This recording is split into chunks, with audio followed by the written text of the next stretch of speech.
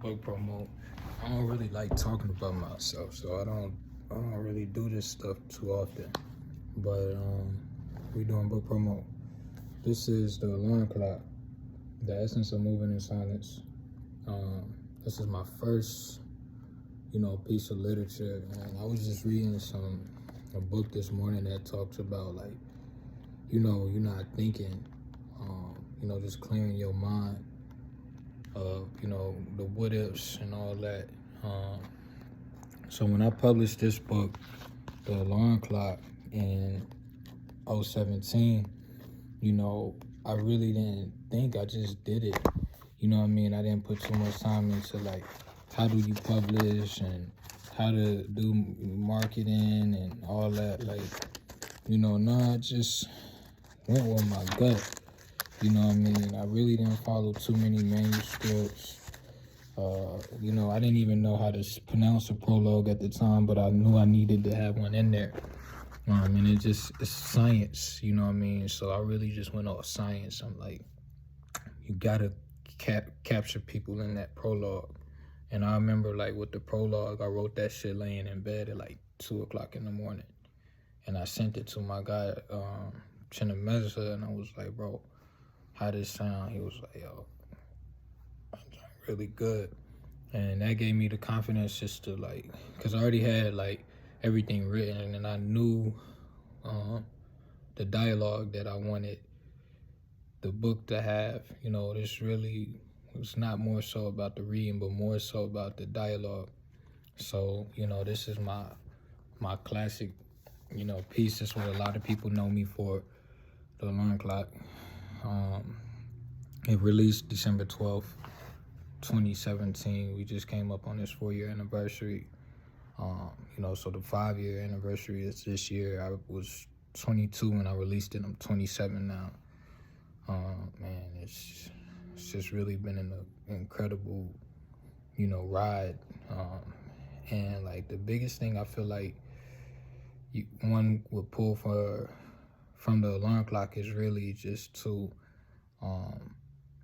not doubt your vision, and not put it to the side. Like actually make it first, no matter what. Even if you had to let go of a job. I remember getting text people saying that I put in my 2-week notice after I read the book. Do you know how that made me feel?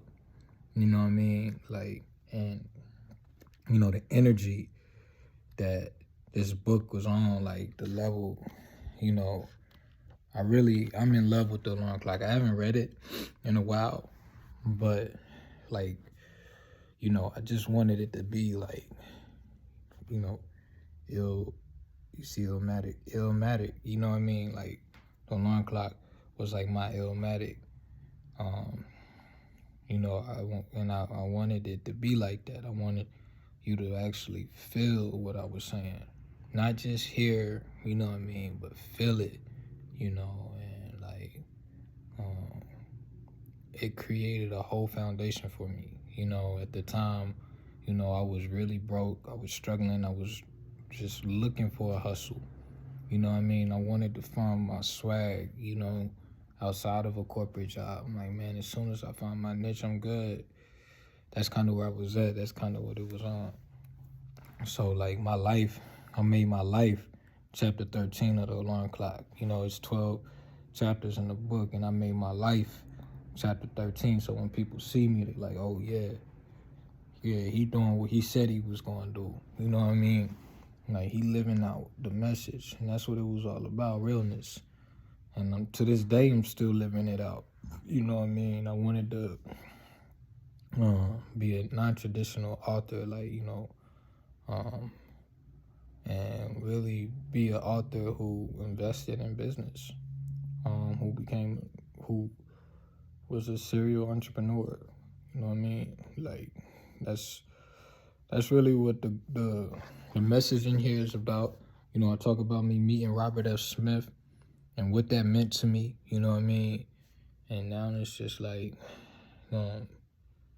we have no more Suits publishing company, and we able to create that same experience and enhance the experience, the things that I missed out on when I didn't get the public. I mean, when I that I didn't get to do when I published the book.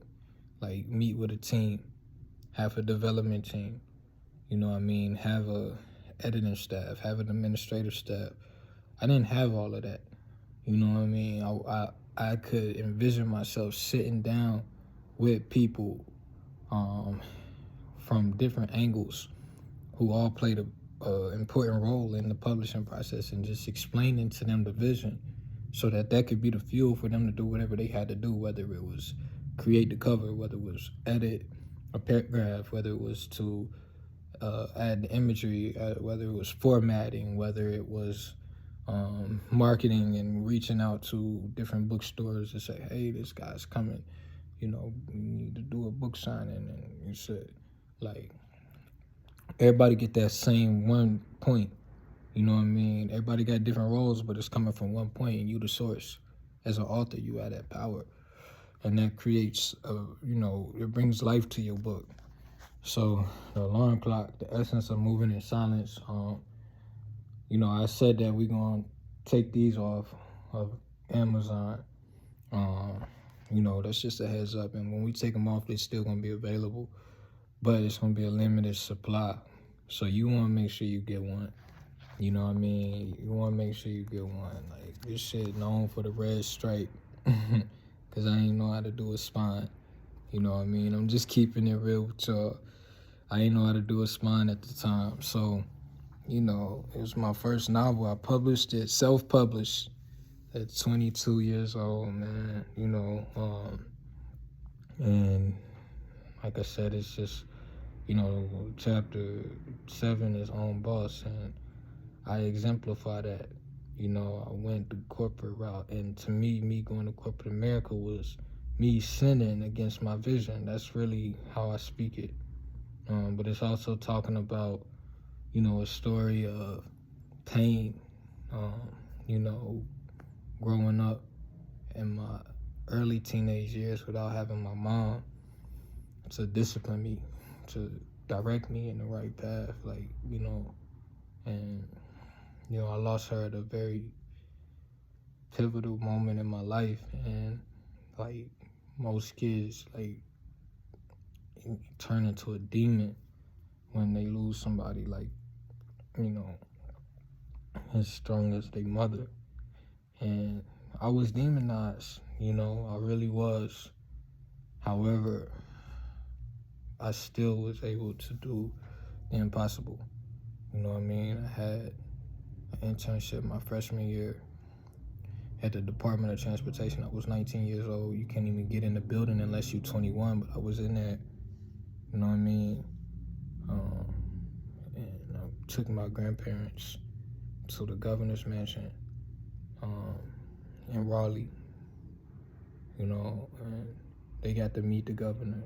They got to meet the secretary of the Department of Transportation for North Carolina, Tony Tata, I think who it was at the time. How, me saying that name, is you're not even supposed to know that name, not from my block, So the alarm clock is really just a miracle, bro. Like, it's just the tree of life coming out of concrete, growing out of concrete, So, wow. This is book promo. I done did my latest book, and we did 1975 yesterday. So I'm gonna do Book of Rhymes, but this is the alarm clock, man. So, check that out. Get it. If you don't have it, read it to your kids. We had phenomenal reviews. Families read this at their dinner table, People who I never even met read these. Like, in fact, I shared a story with you before I click off. I was at a event it was around this time. I had a big afro. It was in Happy Hill. Shout out to my Happy Hill, the Happy Hill community,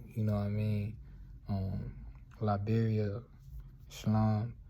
I was doing some community work, and they asked me to be a vendor at one of their events at their community center. And I'm out there, and this lady come up to me.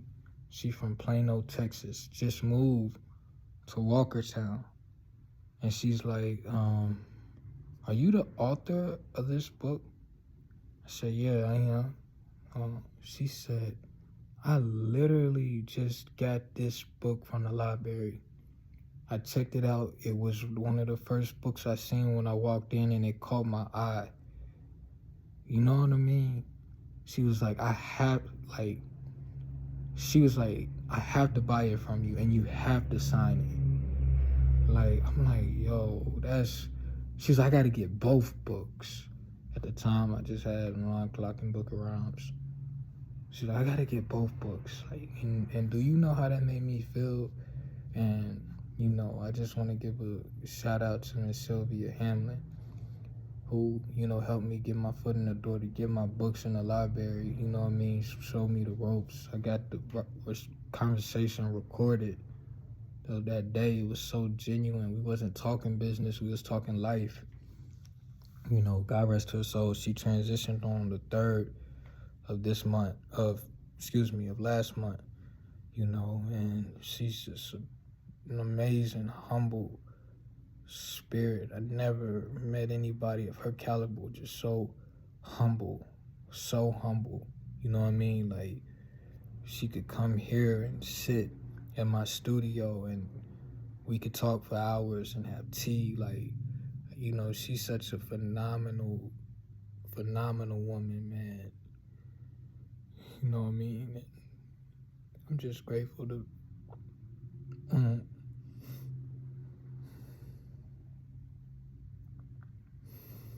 Miss Sylvia, may you live on forever.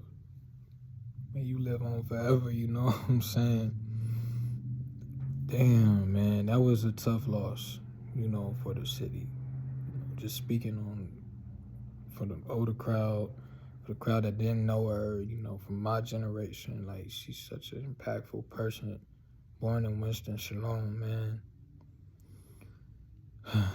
So, you know, the alarm clock, The Essence of Moving in Silence, written by Daryl Q. Slade. So what I did was, like, my mom's name spelled just like my name. You know, it's just the sonics is different.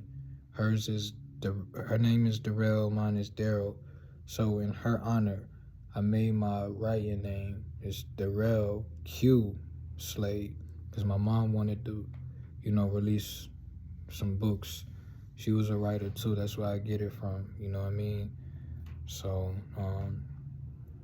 Daryl, you know, you can pronounce her name Daryl or Darrell, Luis, you know, and so we just, you know, mixed and matched. Daryl Q, you know, Q. I'm true to Q. Slade. So yeah, y'all can get that if you want to. You get it off Amazon, but shop with, you know what I mean? Why not shop with No More Suits? Oh, niggas skeptic when they stay on shit. You know what I mean? So, one love, peace, prosperity, Pak more, Islam, Salam Alaikum, you know, what have you. Yeah. Alarm clock, The Essence of Moving in Silence. And shout out to John Ray, too. John Ray, if you see this, man, you know, you've been on my heart heavy, brother. Islam.